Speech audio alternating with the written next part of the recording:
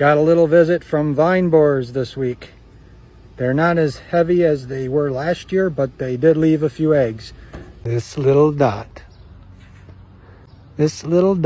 right here will end your season. So this stuff right here is a preventative, and it can also be used to kill them once they're on your plant or once they're eating. So they haven't got that far. I picked off all the eggs, or all the ones I could see. So I'm going to use this on the plants that aren't visited by them yet, because you have to bury the stems and then use this. So my fairy tale patch here in the back, these pumpkins have not been visited yet by the vine borers. So I'm going to mound dirt over the base of the stems here, and that should keep the vine borer from being able to lay its eggs right here. Because if it lays its eggs in here, it's really difficult to get in there and remove them.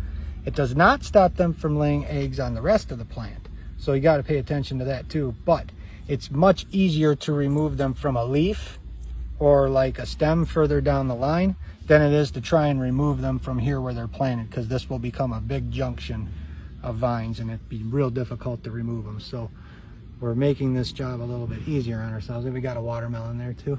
So that's the idea, is just to make it a little bit easier to remove them should they show up. And also mounding dirt can help them stand up a little bit better, because they get these really big leaves that can pull them over pretty easy. So that's what we're going to do. We're going to mound dirt over them, and then we're going to use that neem oil soak. Okay, so here is the fairy tale hill here that I mounded over. So the only reason that this will be effective is because these have not yet been visited by vine borers. You wouldn't want to do this if the vine borers had already shown up and laid eggs, because what you're doing then is you're basically just burying the vine borer in there, and when it hatches and gets into your plant, you're going to have to dig it up and go in and get it anyway. So the only reason I can use the dirt on this is because they haven't been visited by them yet. The other pumpkins, they've been visited. So until I'm sure there are no eggs there, I wouldn't want to mound over them. So here we are, got the neem oil soak that we just prepared. Dumped a little bit into a solo cup. It's easier to do that way. And just very slowly. Try not to erode the soil too much. You can also use a mulch over this if you'd like.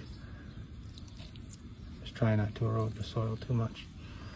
That should clean out a lot of bad insects. This is good for cleaning out cucumber beetles too, for killing their larvae. Sometimes cucumber beetle larvae eat the roots of the plant, and you can kill them, stop them from doing that, and stop them from becoming adult cucumber beetles. You don't want to deal with those either. I hate those things too. And even though I didn't mound soil around my warty squashes here because they were visited by vine borers, so we wouldn't want to mound over them, we can still use the neem oil as a preventative for both vine borers, cucumber beetle larvae, and other things too. So yeah, just to reiterate, does not keep the vine borers from visiting your plants, but makes it so they won't lay them down at the base of the plant. They'll have to lay them up higher near the leaves. I would personally much rather lose a leaf than lose the whole plant. So that's kind of the way you got to look at it.